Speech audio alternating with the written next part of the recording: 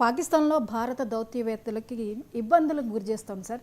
ఈ దౌత్యవేత్తలకి news papers, gas, water లాంటివి ఏవి అందకుండా చేస్తోంది. అంటే ఈ విధంగా కట్టడి చేయటము వెనక పాకిస్తాన్ ఉద్దేశం ఏంటి? దౌత్య యుద్ధం ఏమైనా చేస్తుంది అని అనుకోవాల్సి ఉంటుందా? అంటే వాస్తవం మీరు అన్నది ఇప్పుడు ఆల్రెడీ ఇండియన్ ఎంబసీకి అలాగే ఇండియన్ డిప్లొమాట్ల ఇళ్ళకు కూడా న్యూస్ పేపర్స్ ఆపేసింది. ఆకర్లను ఎవరిని న్యూస్ పేపర్ వేయకూడదు అని, గ్యాస్ సప్లై ఎవరు వెండర్స్ కూడా గ్యాస్ అమ్మకూడదు అని, వాటర్ సప్లై కూడా ఆపేసింది. దానికి కౌంటర్గా మనం కూడా ఢిల్లీలో ఉన్న పాకిస్తాన్ ఎంబసీకి, పాకిస్తాన్ డిప్లొమాట్ల రెసిడెంట్స్కు న్యూస్ పేపర్స్ అయితే మనము ఆపేశాం. కౌంటర్గా డిప్లొమసీలో అలాగే ఉంటుంది. వియన్నా కన్వెన్షన్ అని ఒక కన్వెన్షన్ ఉంది.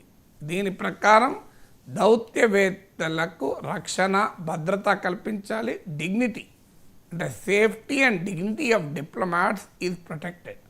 మీకు ఒక డిప్లొమాట్ పైన ఏదైనా అభ్యంతరం ఉంటే అతన్ని డిపోర్ట్ అంటే తిరిగి మీ మాతృదేశానికి వెళ్ళమని అడగచ్చే తప్ప అతని సేఫ్టీకి కానీ డిగ్నిటీకి కానీ ఎలాంటి ఉల్లంఘన జరగకూడదు. ఇది వియన్నా కన్వెన్షన్. ఇండియా, పాకిస్తాన్లకు కూడా sign this Vienna convention on treatment and protection of diplomats.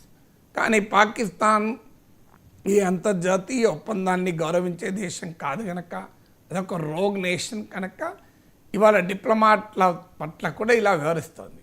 అంటే ఇంతకన్నా ఉన్మాదం ఏముంటుంది? అంటే ప్రపంచాన్ని మా అణ్వాయుధాలతో నాశనం చేస్తాం, భారతదేశంలో డ్యాముల్ని మిసైల్స్తో కూలుస్తాం అనేటువంటి దేశం నుంచి ఇంతకన్నా బెటర్ డిప్లొమాటిక్ అవుట్రీచ్ మనం ఎక్స్పెక్ట్ చేయగలమా? So that is the nature of that country. So unfortunately జాగ్రఫీని మార్చుకోలేము. మన పక్కన ఒక క్యాన్సర్ లాంటి ఒక భయంకరమైన విషగడ్డ మన దేశ పరియోజనలో ఉంది.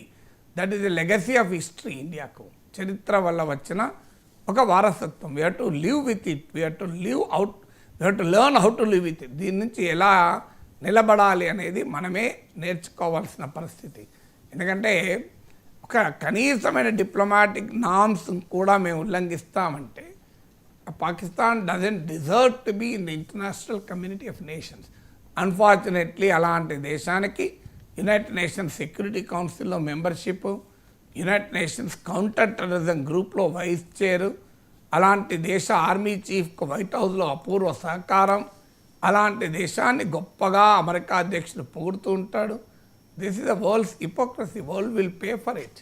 ప్రపంచం భారతదేశాన్ని తనకు తాను కాపాడుకునే సత్తా ఉంది, శక్తి ఉంది.